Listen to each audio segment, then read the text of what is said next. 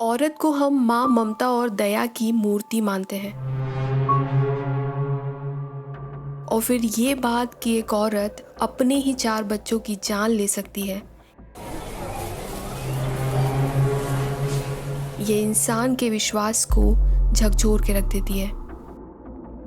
2 अक्टूबर 2017 अलवर राजस्थान की उस रात पूरे शहर को झकझोर देने वाली एक घटना सामने आई। एक ही परिवार के 5 लोग, जिसमें 4 मासूम बच्चे थे, अचानक संदिग्ध परिस्थितियों में मृत पाए गए। पुलिस इन्वेस्टिगेशन ने बताया कि घर के सभी लोग सो रहे थे और उनके सोने का फायदा उठाते हुए 3 लोगों ने उन्हें अपना निशाना बनाया। इमेजिन कीजिए, एक आम सा परिवार अपने ही घर में गहरी नींद में सो रहा है और उसी दौरान कुछ लोग बाहर से चुपचाप अंदर घुसते हैं और अचानक उस परिवार पर बेरहमी से हमला कर देते हैं। मीन्स ये बात नॉर्मल तो बिल्कुल नहीं है। आरोपियों ने जिन 4 लोगों को अपना निशाना बनाया था, उनके गले पर गहरे कट के निशान मिले और शरीर पर कई निशान, जिनसे साफ था कि ये हमला बेहद प्लान था और बचने का कोई मौका नहीं छोड़ा गया। कमरे का नज़ारा ऐसा था कि रेस्क्यू टीम भी एक पल को ठिठक गई। बिस्तर पर खून रिस रहा था और ऐसा लग रहा था जैसे सब कुछ ही मिनटों में खत्म किया हो।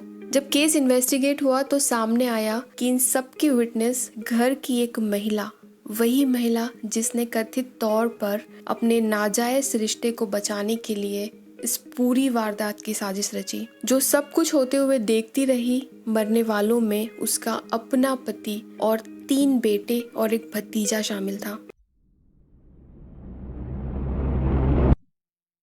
3 अक्टूबर 2017 की सुबह करीब 6 बजे अलवर शहर के शिवाजी पार्क थाने में एक कॉल आती है। उस कॉल पर पुलिस को सूचना मिली कि पास के रेसिडेंशियल इलाके में एक बड़ा हादसा हो गया है। थाने के तत्कालीन एसएचओ बिना देर किए हुए अपनी टीम के साथ मौके की ओर रवाना होते हैं। उन्हें अंदाजा भी नहीं था कि जिस घर की ओर वो बढ़ रहे हैं, वहां की खामोशी आने वाले घंटों में पूरे शहर को हिला देगी। घर में एंटर करते ही इन्वेस्टिगेशन टीम के सामने एक डिस्टर्बिंग सीन था। एक ही घर में 5 लोग मृत अवस्था में पाए गए और 2 कमरों में खून के निशान बिखरे हुए थे। क्लियरली दिख रहा था कि घटना रात के समय हुई और हाईली प्लान्ड थी।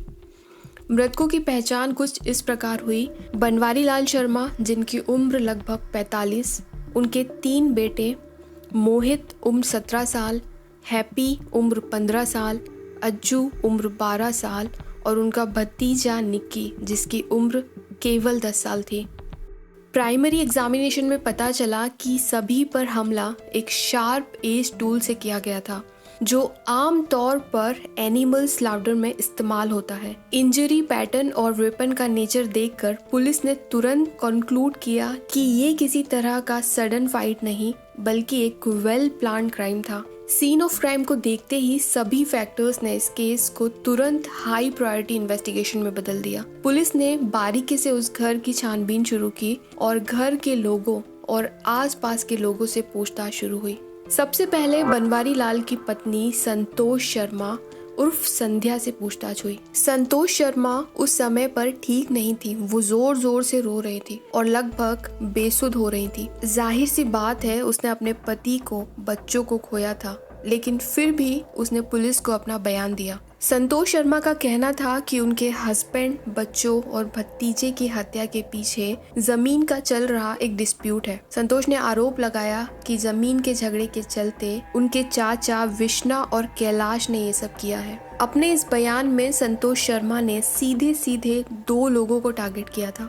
इसी दौरान पुलिस को एक और इम्पोर्टेंट जानकारी मिली। कुछ पड़ोसियों और परिवार के दूसरे सदस्यों से ये पता चला कि बनवारी लाल के भाई मुकेश का भी अपनी भाभी संतोष से अक्सर झगड़ा होता था और इस घटना के लगभग 2-3 दिनों पहले से ही वो अपने घर से कहीं बाहर गया था। चूंकि बनवारी लाल की पत्नी ने सीधे सीधे अपने चाचा ससुर पर आरोप लगाया और पड़ोसियों व परिवार के दूसरे सदस्यों ने मुकेश पर शक जताया, इसीलिए इनिशियल इन्वेस्टिगेशन की दिशा अब उसी एंगल की ओर इशारा कर रही थी और इसीलिए सबसे पहले संतोष शर्मा के चाचा ससुर विष्णा और कैलाश की छानबीन और उनसे पूछताछ हुई। पुलिस इन्वेस्टिगेशन के दौरान ये बात सामने आई कि काफी समय पहले जब बनवारी लाल के पिता मुरारी जी अलवर शिफ्ट हुए थे तो उन्होंने अपने हिस्से की जमीन अपने छोटे भाई कैलाश को दी थी। लगभग 2 साल पहले संतोष ने इस जमीन के प्रॉपर पार्टीशन की मांग उठाई थी।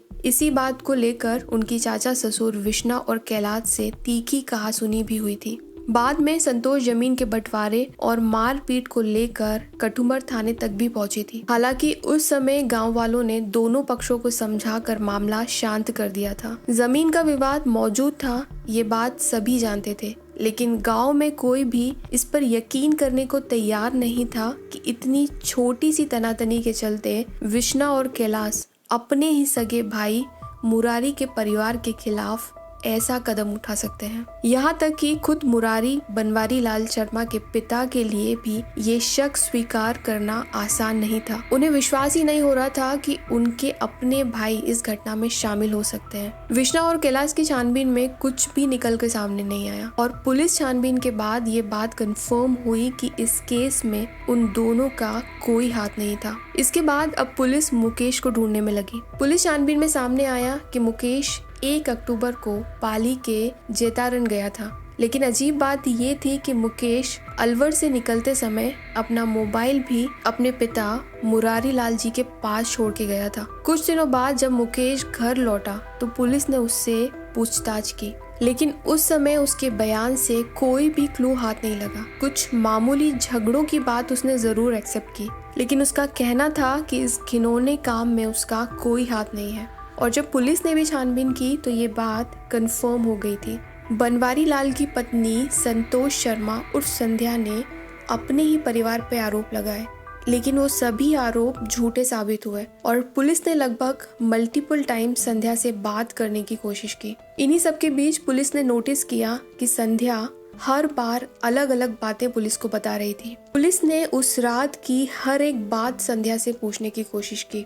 उस रात घर में क्या क्या हुआ, उसने किसी को आते हुए क्यों नहीं देखा, ऐसे कई सवाल उससे पूछे गए, लेकिन हर बार उसकी कहानी हर पूछताछ में थोड़ी अलग होती जा रही थी। उसके बयान घटना की गंभीरता से मेल नहीं खा रहे थे और संतोष की यही इनकंसिस्टेंसी अब पुलिस के लिए एक सस्पिशियस पॉइंट बन गई थी। पुलिस को संध्या के दिए हर स्टेटमेंट पे शक होने लगा था। इसके बाद ही पुलिस ने अब संतोष के बारे में छानबीन शुरू की और उसकी पुरानी हिस्ट्री को खंगालना शुरू किया। इन्वेस्टिगेशन में सामने आया कि संतोष उर्फ संध्या की शादी 1999 में अलवर के शिवाजी पार्क में रहने वाले बनवारी लाल शर्मा से हुई थी।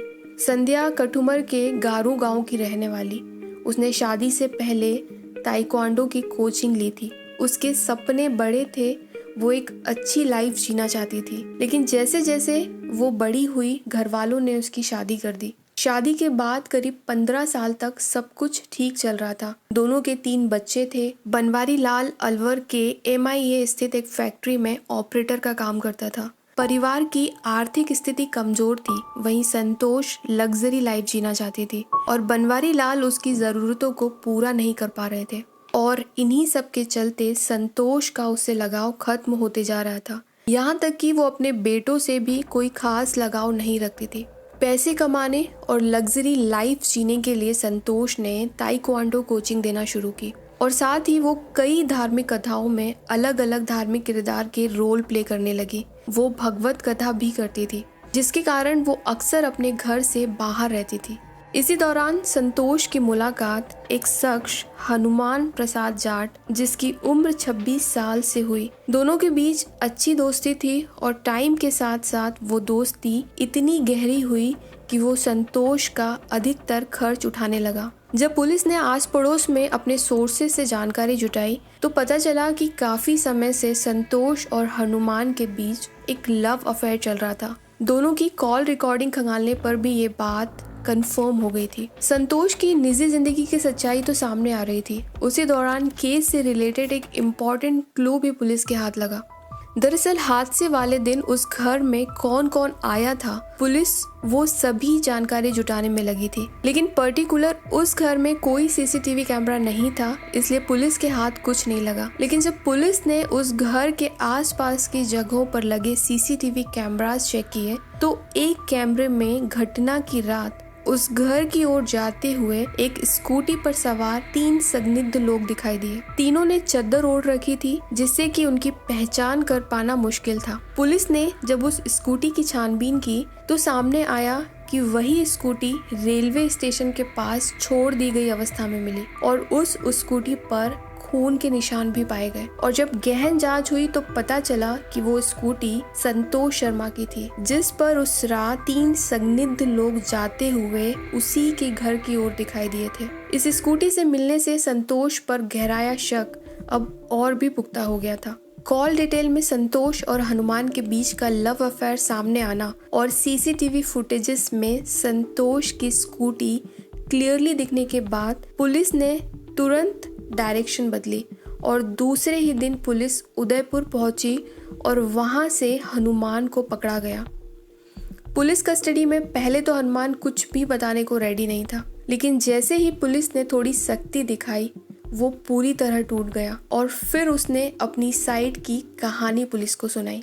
हनुमान ने पुलिस को बताया कि वो उदयपुर में बीपीईडी की ट्रेनिंग लेने सीकर के एक दोस्त के साथ आया था। साल 2014 में एक टूर्नामेंट के दौरान उसकी ताइक्वांडो कोच संतोष से उदयपुर में दोस्ती हुई। दोनों के बीच करीब 10 साल का एज गैप था, लेकिन इसके बावजूद उनके रिश्ते में धीरे धीरे नजदीकियां बढ़ गईं। हनुमान ने बताया कि वो संतोष के साथ अलवर में अपने दोस्त कपिल के कमरे पर भी जाता था और इसी दौरान संतोष की कपिल और दीपक से भी जान पहचान हुई। हनुमान ने पुलिस को ये भी बताया कि संतोष के पति बनवारी और बेटे मोहित को उस पर शक होने लगा था। बेटे और पिता ने संतोष को उससे बात करते हुए पकड़ लिया था। कई बार संतोष हनुमान के साथ कई दिनों तक घर से बाहर भी रहती थी और इन्हीं सब के चलते पति बनवारी लाल उसे बाहर जाने से रोकने लगा था। ये सभी बातें संतोष के लिए लगातार स्ट्रेसफुल होने लगी थी और उसने ये सारी बातें हनुमान को बताई और दोनों को लगने लगा था कि बनवारी लाल और उसका बेटा मोहित उन्हें मिलने नहीं देगा।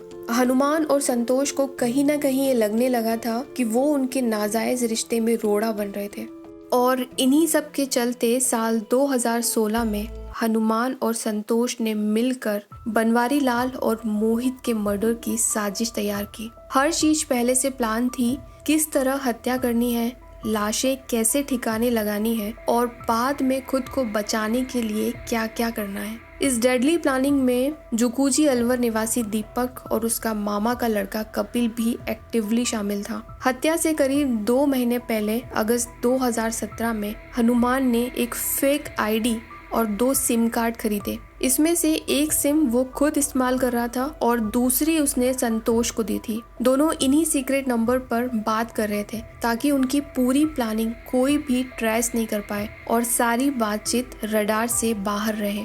हत्या को अंजाम देने के लिए हनुमान ने 30 सितंबर 2017 को ऑनलाइन 1260 रुपए में एक जानवर काटने वाला शार्प बटलर नाइफ मंगवाया था। ये छुरा लगभग 31 सेंटीमीटर लंबा और 4 सेंटीमीटर चौड़ा था। एक तरह से रेजर शार्प धार और दूसरी तरफ कांटेनुमा बनावट जो गहरे घाव देने के लिए बनाई जाती है। इसके अलावा उसने अलवर के कैडलगंज से एक और चाकू और ग्लव्स भी खरीदे थे ताकि किसी तरह के फिंगरप्रिंट्स या एविडेंसेस न छोड़े जाएं। हत्याकांड से 2 दिन पहले हनुमान अलवर पहुंच चुका था। वहीं संतोष और हनुमान दोनों ने मिलकर पूरा एस्केप रूट भी तैयार किया, किसको किस रास्ते से भगाना है और हत्या के बाद कौन कहाँ जाएगा।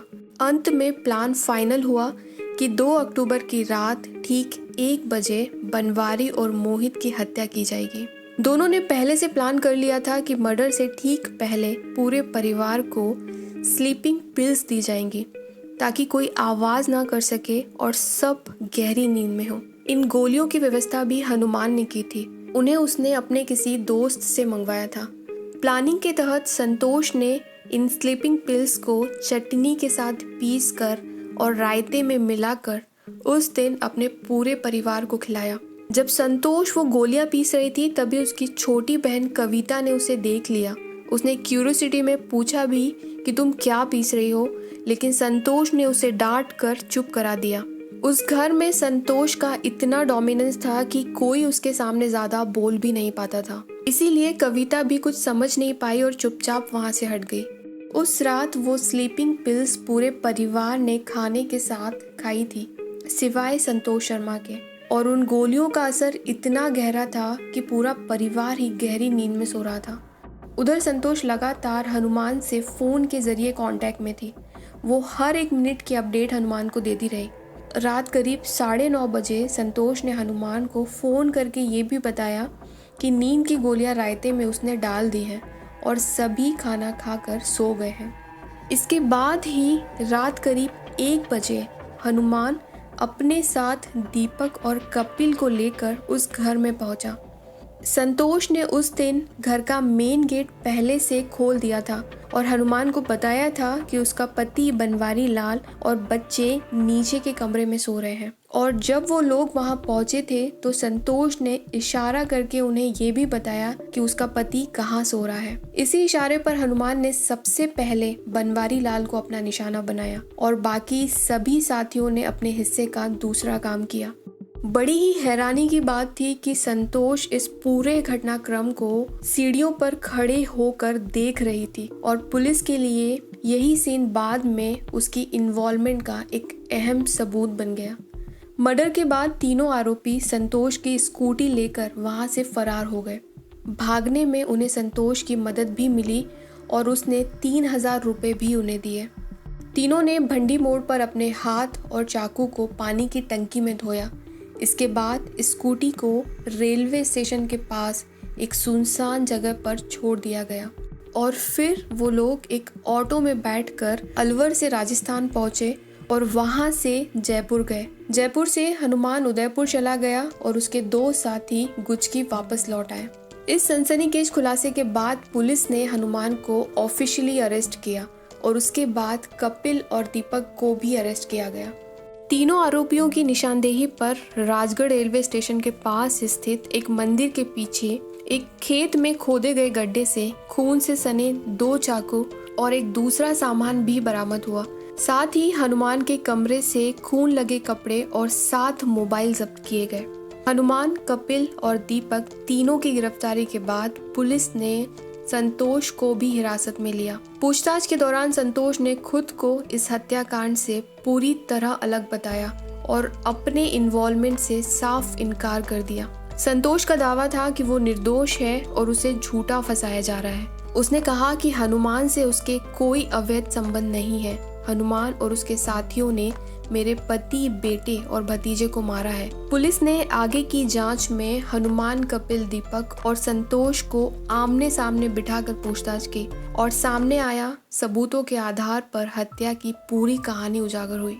पुलिस जांच में ये भी सामने आया कि संतोष और हनुमान ने शुरू में केवल बनवारी लाल और बेटे मोहित को ही निशाना बनाने का प्लान बनाया था, लेकिन हत्या के बाद जब वो लोग बरामदे में आए तो वहाँ संतोष के 2 छोटे बच्चे और भतीजा सो रहे थे। अचानक तीनों बच्चों पर हनुमान का पैर पड़ गया और न जाने क्यों वो बच्चे जाग गए, जिसके बाद हनुमान ने तुरंत उन तीनों बच्चों की भी हत्या कर दी। घटना के दौरान संतोष की छोटी बहन कविता और उसका बेटा ऊपर की मंजिल में सो रहे थे और यही वजह थी कि वो लोग उस दिन सुरक्षित बच गए। ये केस जब कोर्ट में पहुंचा तो सबूतों के आधार पर संतोष शर्मा और उसके प्रेमी हनुमान को उम्र कैद की सजा सुनाई गई। अलवर मर्डर केस सिर्फ एक शॉकिंग स्टोरी नहीं है, बल्कि एक सोशल लर्निंग लेसन है कि ग्रीड और ऑब्सेशन किस तरह लाइफ डिस्ट्रॉय कर सकते हैं और हम सबको अपनी फैमिली और सोसाइटी के लिए रिस्पॉन्सिबल और अवेयर रहना होगा। रिलेशनशिप की वैल्यू समझिए, ट्रस्ट बनाए रखिए और एथिकल बाउंड्रीज को कभी कॉम्प्रोमाइज मत कीजिए। ये ट्रेजेडी हमें हमेशा याद दिलाएगी कि लव, ट्रस्ट और ह्यूमन लाइफ सबसे प्राइसलेस होती है और उसका रिस्पेक्ट करना हमारी प्राइमरी रिस्पॉन्सिबिलिटी है। तो ये थी आज की कहानी। इस कहानी पर आप कुछ भी कहना चाहते हैं तो हमें कमेंट बॉक्स में ज़रूर बताएं। Thank you so much. अपना ध्यान रखें। सी यू सून।